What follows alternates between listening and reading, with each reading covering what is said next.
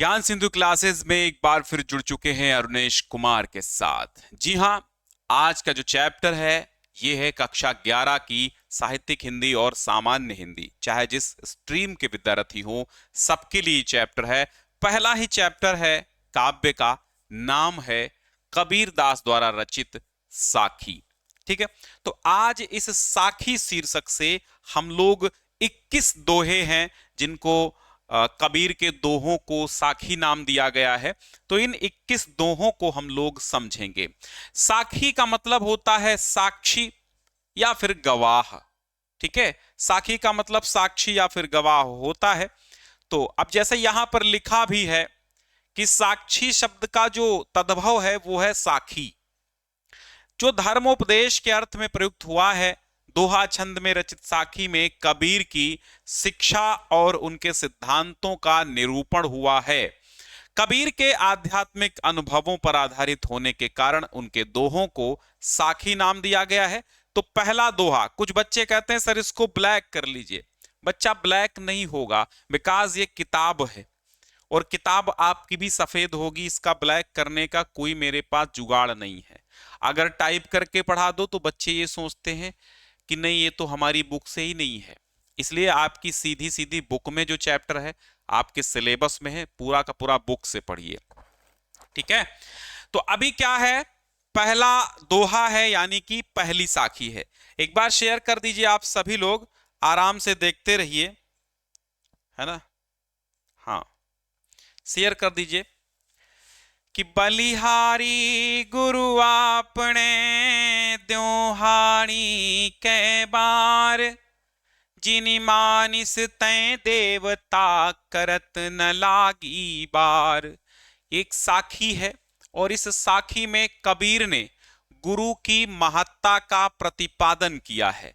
तो कबीर दास जी अपने गुरु पर श्रद्धा रखते हुए, गुरु की महत्ता का प्रतिपादन करते हुए कहते हैं कि बलिहारी गुरु आपणे। आपणे मीन्स अपने, गुरु माने गुरु, बलिहारी माने न्यौछावर हो जाऊं, न्यौछावर हूं। कबीरदास जी कहते कि मैं अपने उन गुरु पर न्यौछावर हूं। बलिहारी गुरु आपणे, मैं अपने उन गुरु पर न्यौछावर हूं। द्यो हाड़ी कै बार, द्यो माने दूं, हाड़ी माने शरीर को, कै बार माने बार बार अर्पित कर देना चाहता हूं। द्यो माने दूं, बलिहारी कर दूं। कै बार माने बार बार, कई बार। कबीर दास क्या कहते हैं कि मैं अपने उन गुरु पर न्यौछावर हूं और अपना शरीर, द्यो माने दूं, हाड़ी मीन्स शरीर, हाड़ी मीन्स क्या होता है, शरीर। तो मैं अपने शरीर को कई बार उनको अर्पित कर देना चाहता हूं। समझ में आई बात। कबीरदास जी कहते हैं कि बलिहारी गुरु आपणे, मैं अपने गुरु पर न्यौछावर हूं। द्यूं हाड़ी कई बार, और इस शरीर को मैं बार बार अर्पित कर देना चाहता हूं। उन गुरु को, जिन गुरु ने मानिश तय, अर्थात मनुष्य, तय माने से, देवता, मनुष्य से देवता, करत न लागी बार, बार माने देर। ठीक है, यानी जिन गुरु ने हमको मनुष्य से देवता बनाने में देर नहीं लगाई, या फिर जिन्होंने मुझको बिना देर किए हुए मनुष्य से देवता बना दिया, ज्ञान के द्वारा मुझको मनुष्य से देवता बना दिया, ऐसे गुरु पर मैं बार बार न्यौछावर हूं, बार बार बलिहारी हूं। बलिहारी गुरु आपणे, द्यूं हाड़ी कई बार, मैं अपने उन गुरु पर न्यौछावर हूं और अपने शरीर को कई बार बार अर्पित करता हूं, जिन गुरु ने मुझको मनुष्य से देवता बनाने में समय नहीं लगाया। देखने की बात यह है, तो बार बार दो बार आया है, बट दो बार आने से यहां पर यमक अलंकार हो जाता है, क्योंकि इस बार का मतलब होता है कई दफा। ठीक है, और इस बार का मतलब होता है देर। तो दो बार आया है बार, लेकिन दोनों बार अर्थ अलग अलग है, इसलिए यमक अलंकार यहां पर बिल्कुल है। रस की अगर बात करें तो शांत है, और जब भी आपसे इसकी भाषा की बात करें छंद आपका दोहा है, पूरा साखी में दोहा ही है, रस शांत है और अलंकार यमक है, और भाषा पूरी की पूरी सधुक्कड़ी, सधुक्कड़ी कह लो या फिर पंचमेल खिचड़ी भी कबीर की भाषा को क्या कहेंगे, पंचमेल खिचड़ी भी कह सकते हो, सधुक्कड़ी भी कह सकते हो। क्लियर? चलिए अगला देखिए कि सतगुरु की महिमा अनंत अनंत किया उपकार, लोचन अनंत उघाड़िया अनंत दिखावण हार। अर्थात सतगुरु अर्थात सच्चे गुरु की महत्ता का यहां पर भी प्रतिपादन हुआ है कि सतगुरु की महिमा का वर्णन करते हुए कबीरदास क्या कहते हैं कि सतगुरु की जो महिमा है वो अनंत है। अनंत मतलब असीमित है या अपार कह सकते हो। सतगुरु की जो, सच्चे गुरु की जो महिमा है, महिमा, सतगुरु की जो महिमा है, ठीक है, वो क्या है, अपार है। अनंत किया उपकार, और अपार असीमित, असीमित अनंत, उपकार माने उपकार, और हम पर उन गुरु ने असीमित अनंत उपकार किया है। लोचन अनंत उघाड़िया, हमारे अनंत नेत्रों को खोल दिया है, असीमित नेत्रों को खोल दिया है। उघाड़िया माने खोल दिया है, ठीक है। अनंत दिखावणहार, दिखावणहार माने दिखाने वाले, ठीक है। कि सतगुरु की महिमा अनंत है। सतगुरु की महिमा क्या है, अनंत है, अपार है। उन्होंने मुझ पर अनेक उपकार किए हैं, उन्होंने मुझको दिव्य दृष्टि प्रदान की है, उन्होंने हमको अनंत दिखाया है, अनंत ब्रह्म के दर्शन कराए हैं, भगवान की अनंत सत्ता का आभास कराया है, उनके विराट रूप का दर्शन कराया है, ठीक है। तो यहां पर बात पूरी की पूरी समझना ऐसे है कि कबीरदास जी कहते हैं कि सतगुरु की महिमा अपार है और उन्होंने हम पर अनंत उपकार किया है, असीमित उपकार किया है। उन्होंने हमारे लोचन अनंत उघाड़िया, अनंत लोचन अर्थात दिव्य दृष्टि, हमारी दिव्य दृष्टि को क्या किया है, उघाड़िया माने खोल दिया है, ठीक है। दिव्य दृष्टि को हमारी खोल दिया है। और अनंत का अर्थ यहां पर ईश्वर से लेंगे, क्योंकि ईश्वर अनंत है, ईश्वर भी अनंत है। तो अनंत दिखावणहार, और उन्होंने ईश्वर के साक्षात दिखावणहार माने दर्शन करा दिए, ठीक है। कि सतगुरु की महिमा अनंत है, उन्होंने हम पर अनंत उपकार किए हैं, हमारे अनंत नेत्रों को उन्होंने खोल दिया है, और जिससे मैं ईश्वर के साक्षात दर्शन कर पाया हूं, ईश्वर के विराट रूप से परिचित करवाया है। किसने? गुरु जी ने। यहां पर भी बेटा बात करेंगे रस की, तो रस एकदम में शांत है, ठीक है। छंद दोहा है। अलंकार की अगर हम बात करें तो यमक अलंकार यहां पर भी आया है, क्योंकि इस अनंत का मतलब ईश्वर है, और इस अनंत का मतलब है अपार, और इस अनंत का मतलब है दिव्य, ठीक है। हाँ, तो अलग अलग अनंत के अर्थ हैं। अनंत शब्द एक ही है, पर हर जगह अर्थ बदल गया, जिससे कि यहां पर जो हो गया, क्या हो गया, यमक अलंकार। तीसरा दोहा अर्थात तीसरी साखी अच्छे से समझिए। दीपक दिया तेल भरी, बाती दई अघट, पूरा किया बिसाहुड़ा, बहुरी वो हट। शांत रस यहां पर भी है कि दीपक दिया तेल भरी, बाती दई अघट। अब यहां पर रूपक अलंकार है, रूपक अलंकार यहां से बिल्कुल मत भूलना, ठीक है। कहते हैं दीपक दिया तेल भरी। अब दीपक क्या है यहां पर, यह बात आपको ध्यान रखना है। संत कबीर क्या कहते हैं कि गुरु ने शिष्य के शरीर रूपी दीपक में, अब यहां पर जो दीपक है वो क्या है, ये शरीर है, शरीर रूपी दीपक। शरीर रूपी दीपक में तेल, शरीर रूपी दीपक में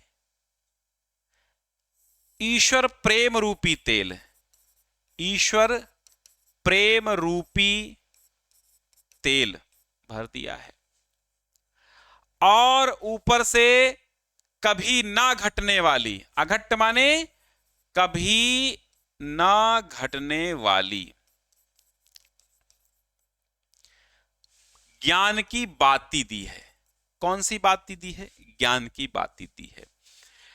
कुल मिला के कहने का मतलब यह है कि कबीरदास क्या कहते हैं कि गुरु ने शिष्य के शरीर रूपी दीपक को ईश्वरीय प्रेम रूपी तेल से भर दिया है और उसमें ज्ञान रूपी अक्षय बत्ती डाल दी है।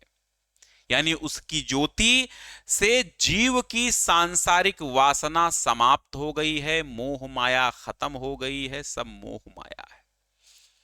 यानी सांसारिक भावनाओं को समाप्त कर दिया है, सांसारिक भावनाओं को, सांसारिक क्रय विक्रय को समाप्त कर दिया है गुरु ने। जिससे हुआ यह है कि आवागमन के चक्र से जीवात्मा मुक्त हो गई है। अब संसार रूपी बाजार में पुनः पुनः जीवात्मा को जन्म नहीं लेना होगा। बहुत ध्यान से इस दोहे को समझना, बिकॉज बहुत ही इंपॉर्टेंट है, क्योंकि बार बार अर्धवार्षिक और वार्षिक में पूछा जाता है। ठीक है, हाँ, तो एक बार समझिएगा।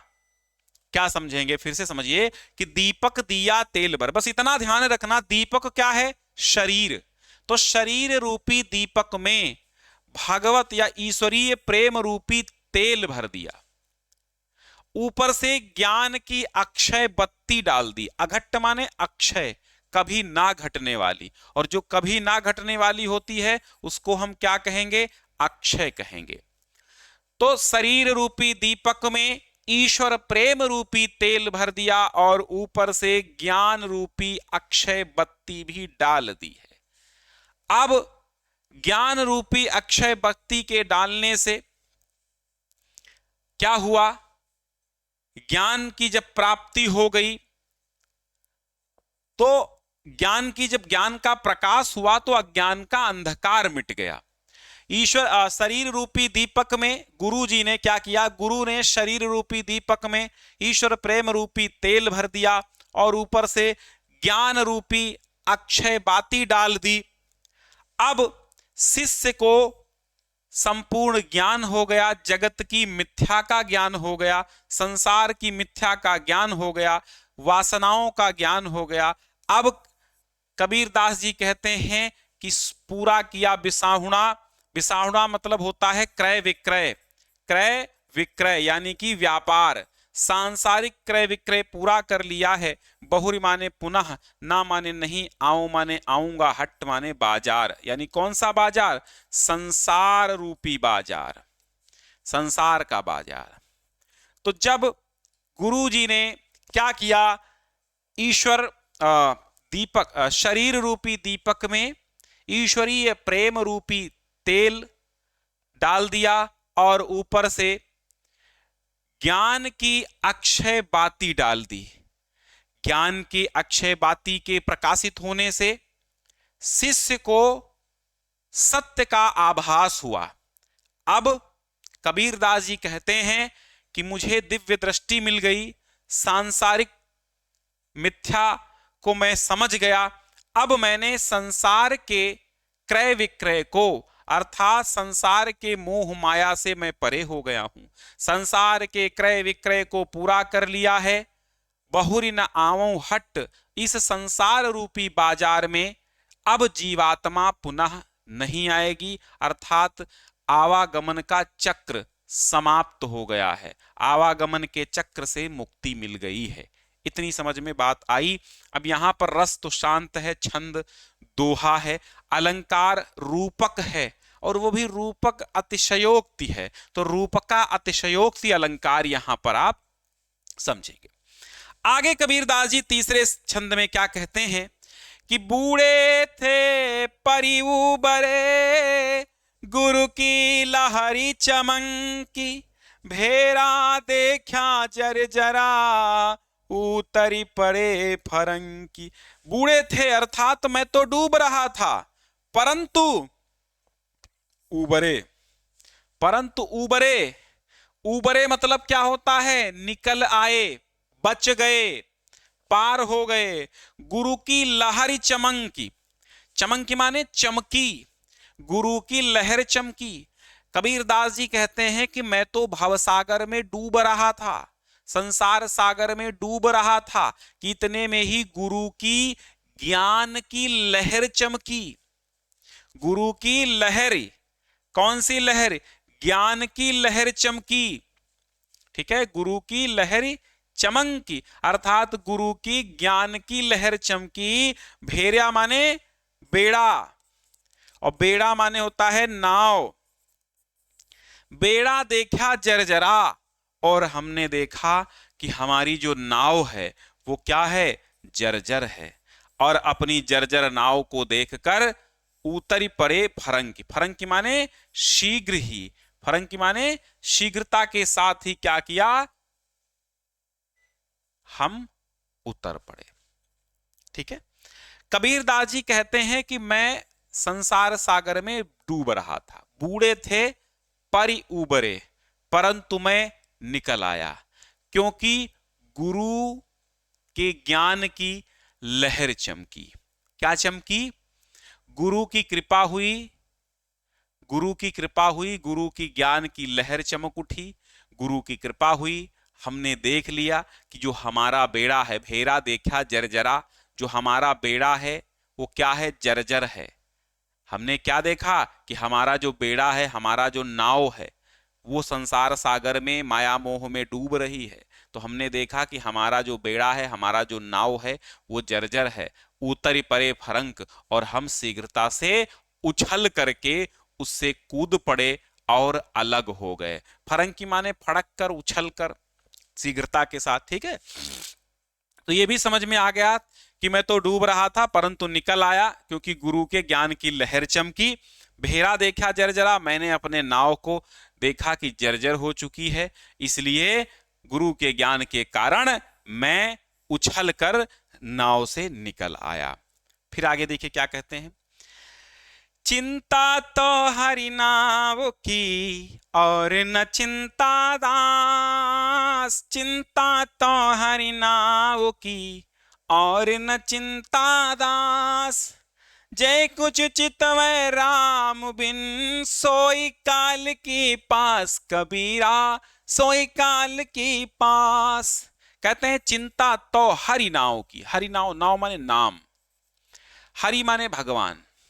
कबीरदास जी कहते हैं कि हरि के सच्चे सेवक ईश्वर की ही चिंतन करते हैं, और न चिंता दास, दास माने सेवक, और सेवकों को और कोई चिंता नहीं रहती, और कोई चिंता नहीं करते। जो ईश्वर के सच्चे दास हैं, जो ईश्वर के सच्चे दास हैं, वो चिंता तो सिर्फ हरि के नाम की करते हैं, हरि के स्मरण का चिंतन करते हैं, हरि के नाम का चिंतन करते हैं, और उनको कोई चिंता नहीं रहती है। और जे कुछ चितवै राम बिन, चितवै माने देखना, चितवै माने देखना या चिंतन करना।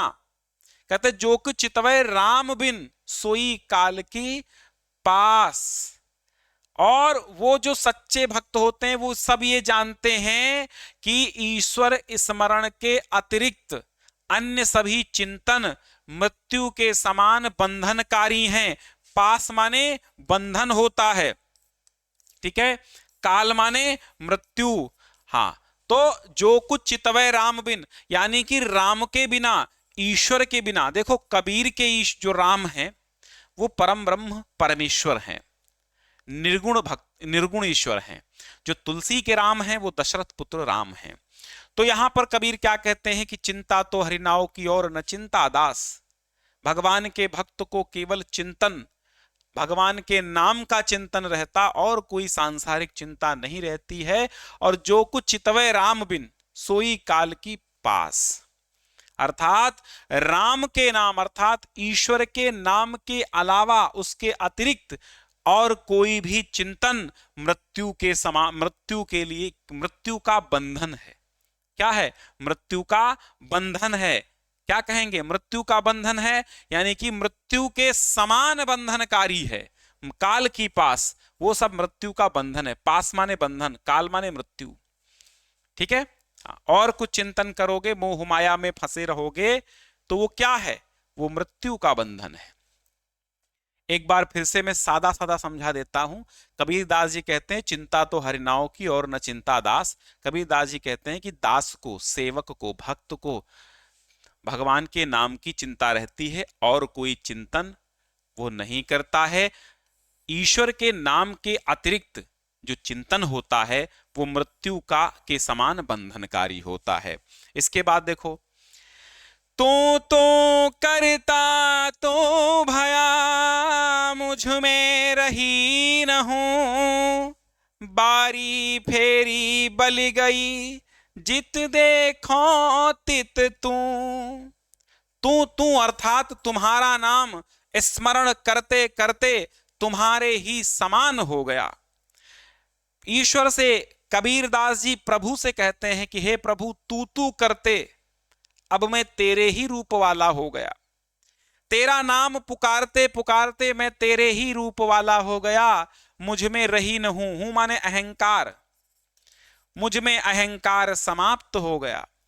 बारी फेरी अर्थात आवागमन का चक्र, आवागमन का चक्र, इस संसार में आवागमन का जो चक्र है, बल गई अर्थात जल गया, समाप्त हो गया।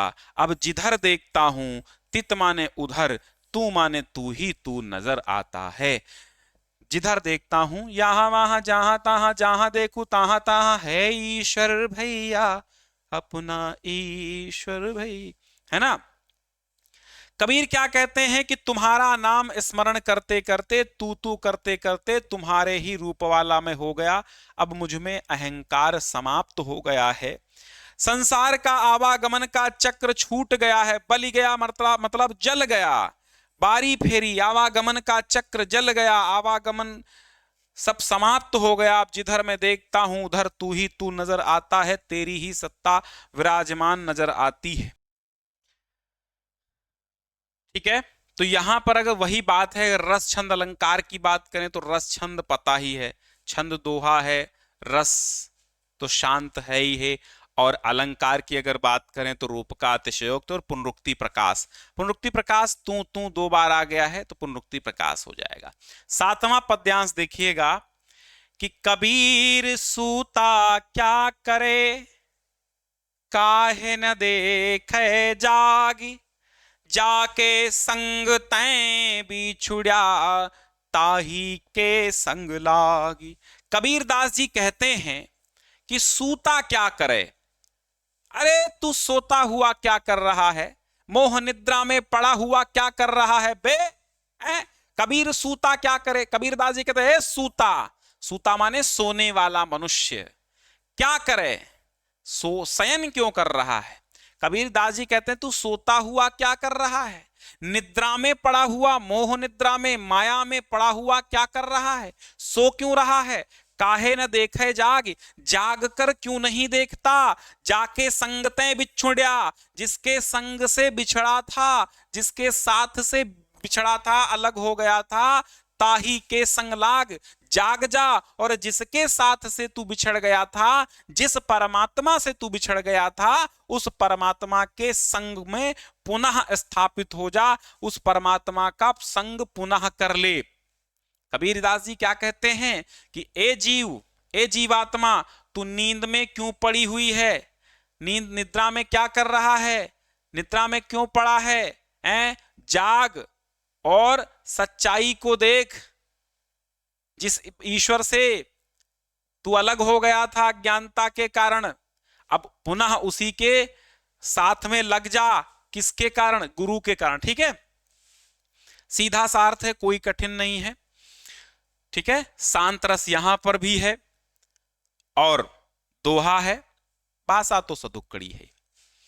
केसौ कही कही कू किए, पहली बात तो ये देखिए का और का और का और का आ जाइए, तो ये का की आवृत्ति हो जाने से अनुप्रास अलंकार हो गया है कि केसौ कही कही कू किए, ना सोइए असरार, रात दिवस कै कूकणे, कबहू लगे पुकार।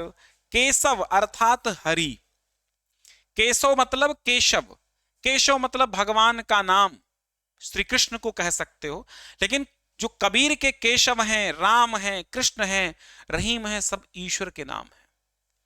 तो कहते हैं केशव कह कही कूकिए, ईश्वर का नाम स्मरण कह कह कर। अब यहां देखो कही कही आया है तो पुनरुक्ति प्रकाश भी हो गया, अनुप्रास हो गया, पुनरुक्ति प्रकाश हो गया।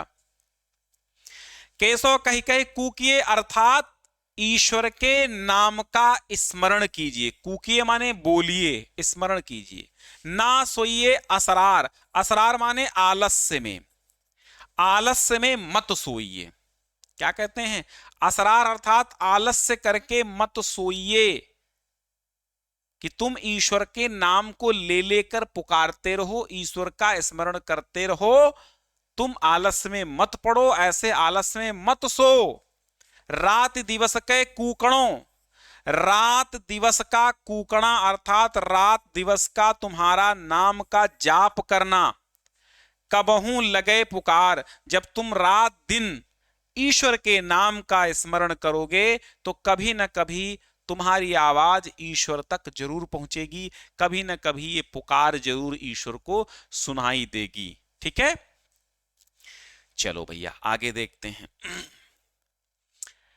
कि लंबा मार्ग दूरी घर, बिकट पंथ बहुमार, कहो संतों क्यों पाइए दुर्लभ हरि दीदार।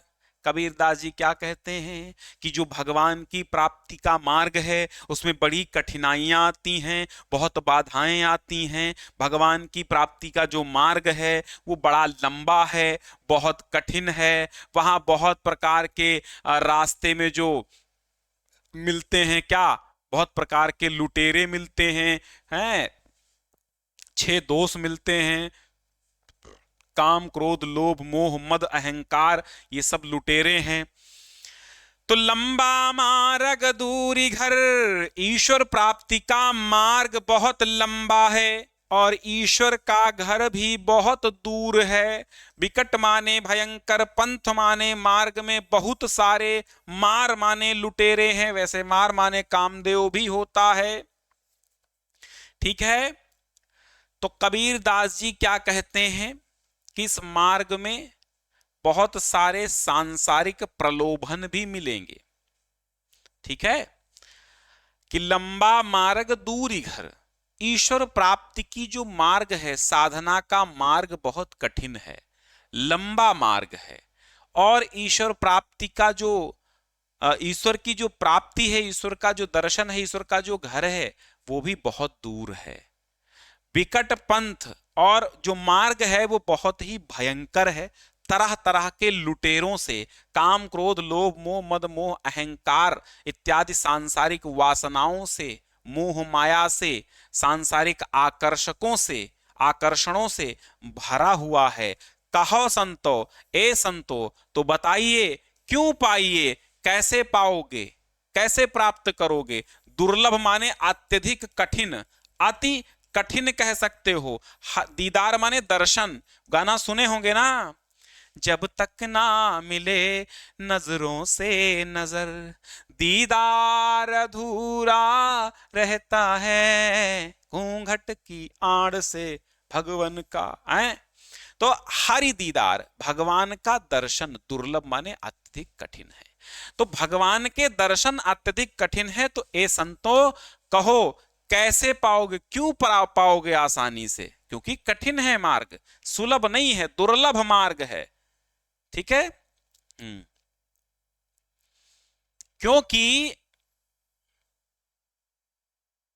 जो साधक मोह माया से मुक्ति पा जाता है उसको ईश्वर के दर्शन हो जाते हैं। फिर से समझो, ईश्वर की प्राप्ति का मार्ग बहुत लंबा है, ईश्वर की प्राप्ति का घर भी बहुत दूर है। सीधा अर्थ समझ लो, ज्यादा गूढ़ जाने की जरूरत नहीं है, नहीं तो आप गूढ़तम अर्थ लिख नहीं पाएंगे। तो लंबा मार्ग दूरी घर, विकट पंथ बहुमार, ईश्वर प्राप्ति का जो मार्ग है वो बहुत लंबा है और उनका जो घर है ईश्वर का वो भी बहुत दूर है। और वहां का जो मार्ग है वो बड़ा ही विकट है, भयंकर है। बहुत सारे मार माने कामदेव या फिर मार माने आकर्षण, या मार माने लुटेरे, बहुत सारे उस मार्ग पर लुटेरे, काम क्रोध लोभ मोह मद अहंकार या फिर सांसारिक मोह माया सांसारिक आकर्षणों के तमाम लुटेरे वहां पर मिलेंगे। तो संतो ऐसे कैसे पा सकते हो ईश्वर के दर्शन, इतने आसान नहीं है, दुर्लभ हरि दीदार, ईश्वर के दर्शन बहुत ही कठिन है। ठीक है, चलो तो यहां पर रस छंद अलंकार की बात करें तो रस वही है, शांत है, और छंद तो दोहा ही है, अलंकार वही रूपका अतिशयोक्ति कह सकते हो। यहु तन जालो मसी करो, लिखो राम का नाम, ले खड़ी करो करंक की, लिखी लिखी राम पठाओ। यह तन जालो मसी करो, यह तन जारो मसी करो, लिखो राम का नाम, और लेखनी करो करंक की, लिखी लिखी राम पठाओ। कबीरदास जी क्या कहते हैं कि ये तन, ये शरीर जला दूं और इसकी स्याही बना लूं, और इसी स्याही से राम का नाम लिखूं, और लेखनी कलम काहे का बनाना चाहते हैं, करंक माने हड्डी, अपनी हड्डियों का क्या करूं, लेखनी बनाऊं, और लिख लिख करके राम का नाम राम के ही पास भेजूं। क्या सुंदर वर्णन है, मजा आ गया। थोड़ा सा शेयर कर दीजिए तो बहुत अच्छा है। ठीक है, तो अब ये एक प्रकार से कह लो कबीरदास जी कहते हैं, या फिर कह लो कि जीवात्मा कहती है। भाई शरीर में होती है जीवात्मा, तो इस शरीर को जलाने के बाद शरीर तो बचेगा नहीं, तो कौन चिट्ठी लिखेगा, जीवात्मा लिखेगी। तो जीवात्मा ही परमात्मा से कहती है कि ये तन जारो मसी करो, ये शरीर जला दूं और जला करके इसकी राख की स्याही बना लूं, लिखूं राम का नाम और लेखनी करऊं करंक की, और इसके हड्डी की, शरीर की जो अस्थियां बचें, हड्डी बचें, उन हड्डियों से लेखनी बना लूं और राम का नाम लिखूं, और उसी शरीर की राख की स्याही से और शरीर की हड्डी से राम का नाम बार बार लिखकर राम के पास भेजती रहूं। इस प्रकार विरहिणी आत्मा परमात्मा से पत्राचार करेगी, ताकि विरहिणी आत्मा की याद ईश्वर, प्रियतम ईश्वर से भी, प्रियतम ईश्वर को भी याद आए, क्योंकि चिट्ठी जब लिखेगी आत्मा तभी तो आत्मा परमात्मा का मिलन है, आत्मा परमात्मा का वियोग है। ध्यान से आपने पढ़ा होगा तो बिल्कुल आपको कंठस्थ हो गया ये, कि ये शरीर जला दूं, इसकी स्याही बना दूं और राम का नाम लिखूं। कौन कह रही, जीवात्मा कह रही है परमात्मा से, और लेखनी करो करंक अर्थात हड्डी की लेखनी बनाऊं और लिख लिख कर राम के पास राम का ही नाम भेजती रहूं। इस प्रकार विरहिणी आत्मा की याद, विरहिणी आत्मा की पीड़ा को ईश्वर समझ सकेगा। इसके बाद कबीरदास फिर कहते हैं कि कै बिरहिनी को मीची दे, कै आपा दिखलाई, रात 8 पहर का दाझना, मो पैसा न जाए। कै बिरहिनी को मीची दे, कै माने अथवा, अथवा बिरहिणी आत्मा को मीच दे माने मार दे, कै माने अथवा, आपा माने स्वयं को, के दिखलाए माने दर्शन दे दो, या तो स्वयं को दिखा दो, अथवा इस बिरहिणी आत्मा को मार दो, अथवा आत्म दर्शन करा दो। 8 पहर का दाझना, दाझना माने जलना, विरह में 8 पहर का, 8 प्रहर जलना विरह की अग्नि में, मुझ पर सहा न जाए, मुझसे सहन नहीं होता। कबीरदास जी कहते हैं कि बिरहिणी आत्मा, अब कबीरदास जी नहीं, बिरहिणी आत्मा ही समझो, हैं। कबीरदास जी नहीं कह रहे हैं, ये समझो कि विरहिणी आत्मा परमात्मा रूपी प्रियतम से कह रही है, या तो आत्मा रूपी विरहिणी को मृत्यु प्रदान कर दो, समाप्त कर दो, अथवा अपना कै आपा दिखला, अथवा अपना स्वरूप दिखा दो, आत्मदर्शन करा दो। ये 8 प्रहरों का दिन रात तुम्हारी याद में जलना मुझ आत्मा रूपी गृहिणी से सहन नहीं हो रहा है। रूपक अलंकार भी है। कबीर रेख सिंदूर की काजल दिया न जाए, नैनु रमैया रमि रहा दूजा कहां समाए। कबीर रेख सिंदूर की। कबीरदास जी कहते हैं कि जो सौभाग्यवती नारियां होती हैं, सौभाग्यवती नारियां जो है अपनी मांग में सिंदूर की रेखा लगा लेती हैं। अब सिंदूर है लाल, सिंदूर है सौभाग्य का सूचक, लाल रंग है प्रेम का सूचक। अब लाल रंग के बाद काजल लगाना तो संभव नहीं है, काजल को अपनाना तो संभव नहीं है, हैं? तो कबीरदास जी यही तो कहते हैं। क्या कहते हैं कि मेरे नेत्रों में तो रम गए हैं राम। अब जब राम एक बार मेरे नेत्रों में रम गए तो दूजे के लिए स्थान नहीं बचा ना। प्रेम गलियत सांकरी जा में दोनों समय आगे से पढ़िएगा कि जब राम एक बार नेत्रों में बस गए तो फिर ऐसा तो है नहीं कि मैं किसी और को बसा लूं। तो वही है कि कबीर रेख सिंदूर की काजल दिया ना जाए। कबीरदास जी कहते हैं कि सिंदूर की रेखा के स्थान पर काजल नहीं लगाया जा सकता। उसी प्रकार नैन रमैया, नेत्रों में रमण करने वाला राम। रमैया, यहां पर रमैया का अर्थ है राम, और रमि का मतलब होता है रमण करने वाला, रमण या निवास, निवास करने वाला, रमैया का रमि रहा। नेत्रों में राम निवास कर रहा है तो दूजा कहां समाए। तो दूसरे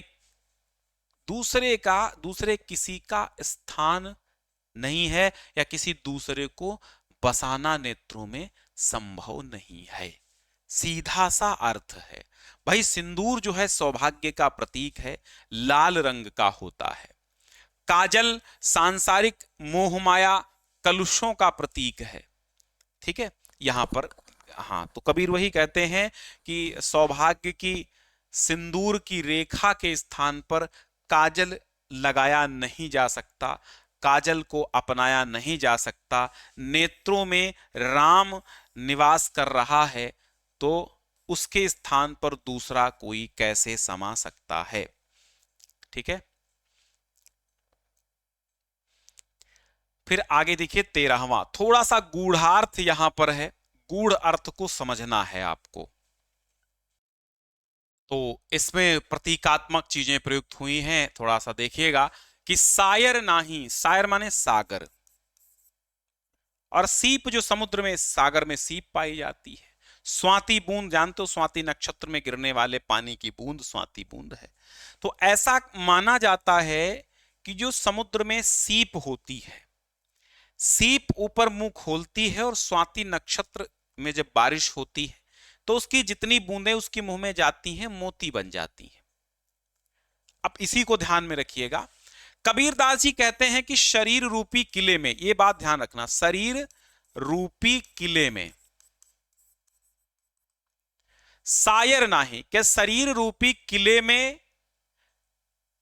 सुषुम्ना नाड़ी में, यानी शरीर रूपी किले में सुषुम्ना नाड़ी के ऊपर स्थित ब्रह्म रंध्र में। अब आप कहोगे कि सुषुम्ना नाड़ी क्या है। अब आप ये देखिए, ये है मुंह और ये है नाक। नाक में होते हैं 2 छेद, ईड़ा पिंगला, और ये बीच में जो है ये माथे पे, ये जो आप यहां देख रहे हैं, ये जो माथा है, ये यहां पर ये होता है ब्रह्म रंध्र। यानी ऐसे तो दो, इड़ा पिंगला और सुषुम्ना, तो सुषुम्ना नाड़ी ये मध्य में होती है, इड़ा इड़ा पिंगला ये दो अगल बगल होती हैं, सुषुम्ना नाड़ी मध्य में होती है, और ये जो है सिर के ऊपर यहाँ पर ब्रह्मरंध्र होता है, यहाँ पर जो ब्रह्मरंध्र होता है। तो यही कबीरदास जी कहते हैं कि शरीर रूपी किले में सुषुम्ना नाड़ी के ऊपर स्थित ब्रह्मरंध्र में, ध्यान देना, शरीर रूपी किले में सुषुम्ना नाड़ी के ऊपर स्थित ब्रह्मरंध्र में कबीरदास जी कहते हैं सागर नहीं है, सीप नहीं है, और स्वाति नक्षत्र का बूंद भी नहीं है, फिर भी मोक्ष रूपी मोती नीपजय माने उत्पन्न हो रहा है। शून्य शिखर गढ़माही, अब ये शून्य शिखर गढ़माही क्या है? सुषुम्ना नाड़ी, यही है शून्य शिखर गढ़माही। शून्य शिखर का मतलब शून्य शिखर, यानी कि सुषुम्ना नाड़ी के ऊपर स्थित ब्रह्मरंध्र। तो शून्य शिखर का मतलब क्या होता है? शून्य शिखर सुषुम्ना नाड़ी के, सुषुम्ना नाड़ी के ऊपर स्थित ब्रह्मरंध्र, यही क्या है? सुषुम्ना नाड़ी के ऊपर स्थित ब्रह्मरंध्र, वही शून्य शिखर गढ़। गढ़ माने किला, माही माने में, ठीक है। तो कबीरदास जी कहते हैं शरीर रूपी किले में सुषुम्ना नाड़ी के ऊपर स्थित ब्रह्मरंध्र में बिना सागर के, बिना सीप के मोक्ष का मोती उत्पन्न होता है, ठीक है। इतना ही इसका अर्थ है कि शरीर रूपी किले में सुषुम्ना नाड़ी के ऊपर ब्रह्मरंध्र में न समुद्र है, न सीप है, न स्वाति नक्षत्र की बूंद है, फिर भी वहां मोक्ष रूपी मोती उत्पन्न हो रहा है। कबीर मोती नीपजय शून्य शिखर गढ़ माही, कबीरदास जी कहते हैं फिर भी वहां पर मोती उत्पन्न हो रहा है, मोक्ष का मोती। समझ गए? अब ये क्या है? ये जब षडचक्र भेदन होता है, एक साधक जब योग करता है, यानी कि क्या होता है, ध्यान मुद्रा में समाधिस्थ हो जाता है, समाधि में लीन हो जाता है। षडचक्र भेदन ये साधना के चक्र होते हैं। अंत में महाकुंडलिनी जागरण होता है और एक प्रकाश दिखाई देता है, वही ईश्वर के दर्शन है, समझ लीजिए, है ना। ठीक है, तो ये समझ में आया कि सागर नहीं है, सीप के बिना स्वाति नक्षत्र का बूंद भी नहीं है, फिर भी मोती उत्पन्न हो रहा है, ये मोक्ष रूपी मोती उत्पन्न हो रहा है। कबीरदास जी कहते हैं कहां? शरीर रूपे किले में सुषुम्ना नाड़ी के ऊपर स्थित ब्रह्मरंध्र में, ठीक है। पानी ही ते हिम भया, हिम होए गया बिलाए, और जो कुछ था सोई भया, अब कुछ कहा न जाए। क्या मतलब है? इस साखी में कबीर ने जगत की उत्पत्ति, स्थिति और प्रलय के एक रूप में स्वीकारा है। क्या कहा है कि पानी ही ते हिम भया, पानी से ही बर्फ बनता है, और हिम होए गया बिलाए, और फिर बर्फ पुनः पानी बन जाती है। बर्फ क्या होती है? बर्फ पिघलकर भाप भी बन जाती है, ठीक है। यानी कबीर क्या कहते हैं कि पानी जम करके बर्फ बन गया, फिर वही बर्फ पिघलकर पुनः पानी बन गया, ठीक है, और उसका बर्फ रूप भी विलीन हो गया। जो कुछ था सोई भया, अब कुछ कहा न जाए, यानी जो कुछ पुनः था, यानी पानी का जो पूर्व रूप था पुनः पानी ही हो गया। भाई पानी से बर्फ बनी, बर्फ से पुनः पानी बनी, तो पानी के कितने रूप हुए? दो, एक तो बर्फ और दूसरा जल। तो पहले पानी पानी था, पानी के बाद बर्फ बनी, और बर्फ पुनः पानी में बदल गई। जो कुछ था सोई भया, यानी जो कुछ पहले था वही रूप पुनः हो गया, अब कुछ कहा न जाए। कबीरदास जी क्या कहते हैं कि अब कुछ वर्णन किया नहीं जा सकता। संसार की ले लो, संसार की उत्पत्ति, स्थिति और प्रलय दोनों एक समान होती हैं। अब यहां पर मेन बात क्या है? कबीरदास जी समझाना क्या चाहते हैं कि पानी हीते हिम भया, हिम होए गया बिलाए, और जो कुछ था सोई भया, आप कुछ कहा न जाए। कबीरदास जी कहते हैं कि जिस प्रकार पानी से बर्फ बनी और बर्फ पुनः विलीन होकर के पानी बन गई। ठीक उसी प्रकार ये जो जीवात्मा है ये परमात्मा का ही एक अंश है। परमात्मा, पहले ये आत्मा परमात्मा थी, परमात्मा का ही रूप ये आत्मा है, और आत्मा पुनः जाकर के परमात्मा में विलीन हो जाएगी। जैसे पानी बर्फ बनी और फिर बर्फ पुनः वापस लौटकर पानी में चली गई, तो इसी तरह आत्मा जो है वो परमात्मा का एक अंश है। परमात्मा से आत्मा उत्पन्न होती है और आत्मा पुनः लौटकर परमात्मा में ही परिवर्तित हो जाती है। सिंपल सा मामला, उदाहरण यहां पर यही है। ठीक है, चलो आगे देखिए भाई कि पंखी उड़ाणुई गगन को पिंड रहा परदेश, पानी पिया चंच बिन भूल गया यहू देश। कबीर ने साधना की स्थिति मोक्ष प्राप्त का वर्णन यहां पर किया है। जैसे मैंने अभी बताया था कि साधक जो है षटचक्र भेदन करता हुआ, कुंडलिनी जागरण करता हुआ परम सत्ता को प्राप्त कर लेता है। कबीर कहते हैं कि जीव रूपी जो पक्षी है वो योग साधना करके कुंडलिनी के सहारे, जो कुंडलिनी के सहारे जो सहस्त्रार रूपी आकाश में पहुंच गया है, यानी उसका स्थूल शरीर जो है वो संसार में ही रह गया है, सूक्ष्म शरीर जो है वो सहस्त्रार में पहुंच गया है, सहस्त्रार चक्र में पहुंच गया है। अब ये सहस्त्रार चक्र क्या होता है? ये साधना की स्थिति में होता है। जब आप एक साधक उच्च योग को प्राप्त हो जाता है षटचक्र भेदन करता हुआ, तो जीवात्मा रूपी पक्षी वहां पर इंद्रियातीत हो जाता है, यानी उसकी इंद्रियों से कोई मतलब नहीं रहता है। तो वही है पानी पिया चोंच बिन, अमृत सरोवर जो ईश्वर के पास है उसका जल उसने पिया, उससे अलौकिक आनंद की प्राप्ति हुई, फिर वो वापस संसार में लौटकर नहीं आया। कहने का मतलब ये है कि अलौकिक आनंद प्राप्त हो जाने पर क्या होता है, जीवात्मा सांसारिक मोह माया से मुक्त हो जाती है, मोह माया के बंधनों में नहीं बनती है, वो ब्रह्मानंद में ही लीन हो जाती, वापस लौट के नहीं आती। एक बार जब भी आत्मा ईश्वर के पास पहुंच जाती है पुनः वापस लौट के नहीं आती है। अब यहां पर आप समझिए, पूरी बात हम कहानी समझा दिए कि पंख माने पक्षी। अब ये पक्षी कौन है? ये जीवात्मा रूपी पक्षी है। तो पंखी उड़ाणी गगन को, गगन माने सहस्त्रार, सहस्त्रार चक्र रूपी आकाश। रूपक अलंकार बहुत ज्यादा है। पिंड माने स्थूल शरीर, स्थूल शरीर। परदेश मतलब संसार में। ठीक है। पानी पिया चंच बिन, चंच बिन का मतलब क्या होता है? इंद्रियों के बिना।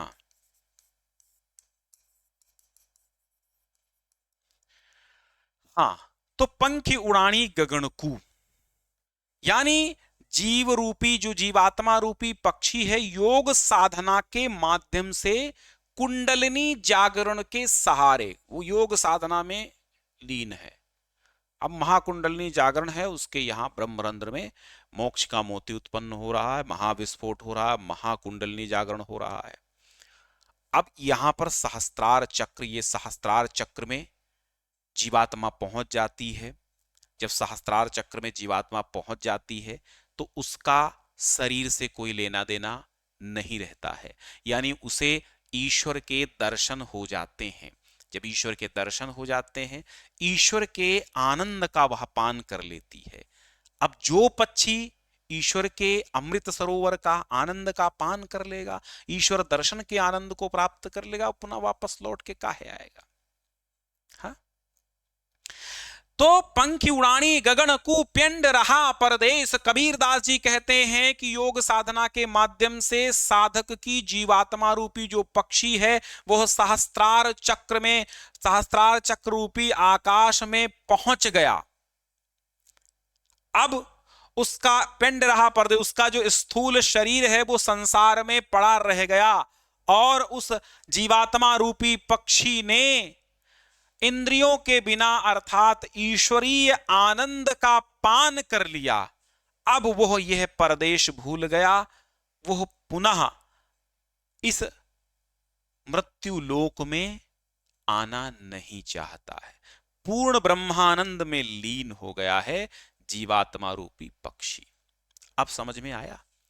ठीक है कि भैया जीवात्मा रूपी पक्षी सहस्त्रार चक्र रूपी आकाश में उड़ करके पहुंच गया उस जीवा, और उसका स्थूल शरीर संसार में ही पड़ा रह गया, और उसने वहां पर ब्रह्मानंद का पान किया, पानी पिया चंचपिन, अमृत सरोवर ईश्वरीय आनंद के अमृत सरोवर का पान किया, बिना इंद्रियों रहित, इंद्रियातीत, इंद्रियों के रहित, इंद्रियों से रहित होकर के, यानी वहां आंख कान नाक त्वचा जीभ नहीं होती है, इंद्रियों से रहित होकर के ब्रह्म के अमृत सरोवर के आनंद का पान किया, और वह पुनः यह परदेश भूल गया।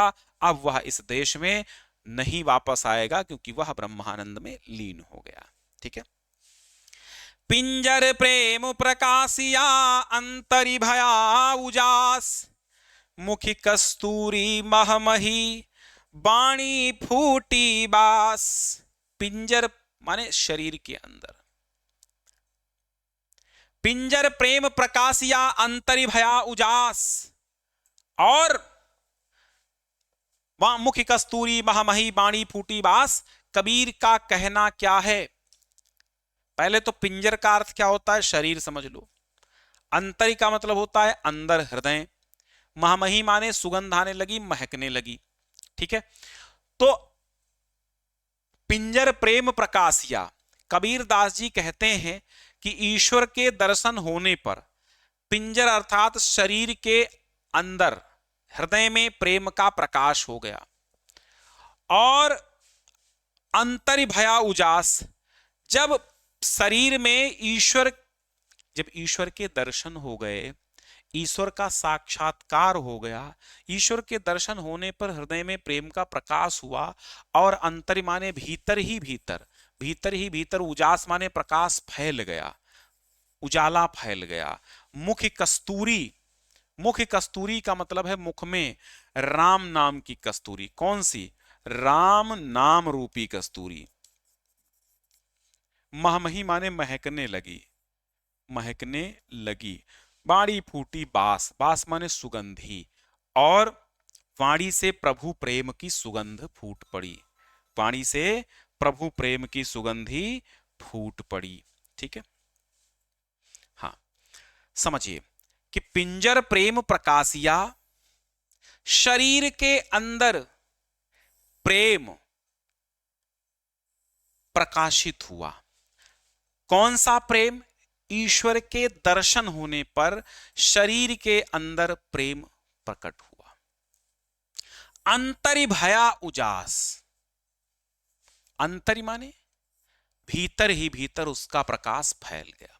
जब भाई ईश्वर के दर्शन हुए तो शरीर में ईश्वर के प्रेम का प्रकाश फैल गया, और अंदर ही अंदर उसका प्रकाश फैल गया।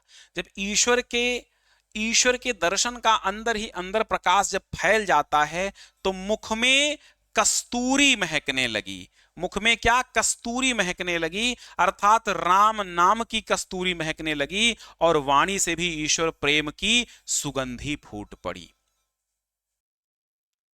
नैनांतरियावतु ज्यों हों नैन झपेऊ, ना हो देखो और को ना तुझे देखन दे। नैना अंतरि आवतु, मेरे नेत्रों के अंदर परमात्मा से, आत्मा बात कर रही है, कबीर दास जी परमात्मा से बात करते हुए कह रहे हैं कि हे परमात्मा, कि तुम मेरे नेत्रों के अंदर दाखिल हो जाओ। नैना अंतरि आव तू माने आप मेरे नेत्रों के अंदर दाखिल हो जाएं, और ज्यों हूं नैन झपेऊं, वैसे ही मैं अपने नेत्र बंद कर लूं। कबीरदास जी कहते हैं कि जैसे ही मैं अपने नेत्र बंद करूं, तू मेरे नेत्रों के अंदर शीघ्रता से आकर बैठ जा, और ना हूं देखूं और को, और मैं ना किसी और को देखूं, और ना तुझ देखन देऊं, और तुमको भी किसी और को ना देखने दूं। यानी एक दूसरे के प्रति अनन्य भाव रखें। ये प्रेम का चरमोत्कर्ष यही है। क्या है कि नैना अंतर ज्यों हूं ज्यों हाउ, हाउ माने हम, जैसे ही हम नैन ढकें, नैन बंद करें, वैसे ही तुम नेत्रों के अंदर आ जाओ, और ना हम देखूं, ना मैं देखूं किसी और को, और ना ही तुझको किसी और को देखने दूं। यही तो प्रेम का चरमोत्कर्ष है। कबीर हरिरस यों पिया बाकी रही ने था की। अब ये था की मतलब क्या होता है? प्यास। कबीर हरिरस यों पिया बाकी रही न था कि कबीरदास जी कहते हैं कि हरिरस यों पिया, हरि के राम राम का रस ऐसे पिया कि मेरी प्यास ही बाकी न रही। और पाका कलश कुम्हार का बहुरी न चढ़ी चाक, कुम्हार का चाक एक बार पक जाने के बाद पुनः नहीं चढ़ता। कहां नहीं चढ़ता? पुनः वो चाक पर नहीं चढ़ता, एक बार जब कलश पक जाता है। कबीर कहते हैं कि मैंने ईश्वर की भक्ति का रस इतना छक कर पी लिया है, इतना छक कर पी लिया है कि प्यासे बाकी नहीं रह गई है, था कि बाकी नहीं रह गई है, प्यास बिल्कुल बाकी ही नहीं रह गई है। एक बार कलश, कुम्हार का कलश पक जाए तो पुनः ही चाक पर वह नहीं चढ़ता। और यहां पर जो अलंकार है उसमें हमें एक अलंकार दृष्टांत नजर आ रहा है, क्योंकि दृष्टांत अलंकार में एक दृष्टांत सुनाया जाता। नीचे की लाइन में दृष्टांत है कि जैसे कुम्हार का चाक, कुम्हार का जो पका हुआ कलश है, एक बार जब से पक गया वो पुनः चाक पर नहीं चढ़ता, क्योंकि उसको फिर पुनः नहीं रूप दिया जा सकता है ना। तो कबीरदास जी कहते हैं कि मैंने हरि नाम के रस को इतना छक कर पी लिया है कि प्यास बिल्कुल बकाया ही नहीं रह गई है। यानी मैं एकदम पक चुका हूं, कोई प्यास बाकी नहीं रही। जैसे कुम्हार का घड़ा जब तक पक जाता है तो फिर उसको चाक पर चढ़ने की नौबत ही नहीं आती है, जब आवश्यकता ही नहीं होती है, वैसे ही मेरे मन में अब कोई लालसा इच्छा बची नहीं है। ईश्वर प्रेम हमको प्राप्त हो गया है। हेरत है सखी राह कबीर हेराए, बूंद समानी समदो में सोकत हेरी जाए। यहां पर आत्मा परमात्मा के मिलन का वर्णन है। कबीरदास जी हेरत हेरत माने खोजत खोजत, हेरत हेरत माने खोजत खोजत, खोजते खोजते हे सखी। जीवात्मा कहती है कबीरदास की कि मैं खोजते खोजते ए सखी, कबीरदास भी हेराए माने, हेराई का मतलब क्या होता है? खो गया। कि खोजते खोजते कबीरदास भी खो गया। बूंद समानी समद में, समुद्र में एक बार बूंद विलीन हो जाएगी, वो फिर कहां खोजी जा सकती है। परमात्मा को खोजते खोजते आत्मा भी परमात्मा में लीन हो गई। और जब आत्मा में परमात्मा में आत्मा लीन हो गई तो परमात्मा का ही एक अंश आत्मा है। अब वो परमात्मा में आत्मा एकाकार हो गई। जैसे समुद्र में डूब जाने पर बूंद पुनः ढूंढी नहीं जा सकती, उसी प्रकार परमात्मा में आत्मा विलीन हो जाने पर ढूंढी नहीं जा सकती, अस्तित्व समाप्त हो जाता है। ठीक है, चलो। कबीर यहु घर प्रेम का, खाला का घर नाही, शीस उतारे हाथी करी, सो पैठे घर माही। कबीरदास जी कहते हैं कि ये प्रेम का घर है, ईश्वर भक्ति का घर है, ईश्वर प्रेम का घर है। ये किसी खाला, किसी मौसी का सरल घर नहीं है जिसमें जब मन करे तब घुसो, जब मन करे तब निकलो। अरे शीस उतारे हाथ करी, इसमें जो व्यक्ति स्वयं को न्यौछावर करने की चेष्टा रखता है, सो पैठे, पैठे माने प्रवेश करे, वही इस प्रेम के घर में प्रवेश करे। समझ में बात आई? का आई भाई? कबीरदास जी क्या कहते हैं कि ये घर कोई प्रेम का घर जो है वो किसी मौसी का घर नहीं है कि जब चाहे आए जब चाहे गए, सरलता पूर्वक प्रवेश नहीं कर सकते। इसमें जाने के लिए व्यक्ति को सिर काटकर हथेली पर रखना पड़ता है। शीश उतारे हाथ करी, हाथ में रख लेता है, अर्थात शीश हथेली पर रखना होता है। सो बैठे ही मां, और जिसमें इतनी हिम्मत है वो इसमें बैठ सकता है। कहने का मतलब ये है, साधक अपने अहंकार भाव को पूरी तरह जब नष्ट कर देता है तब जाकर के ईश्वर के प्रेम को पा सकता है। और अंतिम जो दोहा है बहुत ही जबरदस्त है। इसके बाद पदावली आएंगी जो अगले क्लास में होंगी, ये क्लास लंबी हो जाएगी। कि जब मैं था तब हरि नहीं, अब हरि है मैं नाही, सब अंधियारा मिट गया, जब दीपक देखा माही। जब मैं था, मैं यानी कि अहंकार था, तब हरि नहीं, तब भगवान के दर्शन नहीं थे। अब भगवान के दर्शन प्राप्त हो गए हैं, अब अहंकार समाप्त हो गया है, सब अंधियारा मिट गया, समस्त अंधकार नष्ट हो गया। जब ज्ञान का दीपक, कैसा दीपक? ज्ञान का दीपक अंतःकरण में प्रवेश कर गया, तब जब ज्ञान का दीपक प्रकाशित हुआ तो अज्ञान अंधकार समाप्त हो गया। ठीक है, कि जब मैं था तब हरि नहीं, अर्थात जब मुझ में अहंकार था तब मुझे परमात्मा की प्राप्ति नहीं थी, अब मुझे परमात्मा की प्राप्ति है, अब मुझ में अहंकार नहीं है। जब मैंने ज्ञान रूपी दीपक प्रकाशित किया तो अज्ञान रूपी अंधकार सारा दूर हो गया। यानी ज्ञान को प्राप्त करने के पश्चात ही मेरा अहंकार भाव दूर हो गया, और अहंकार भाव के दूर होते ही ईश्वर की प्राप्ति हो गई।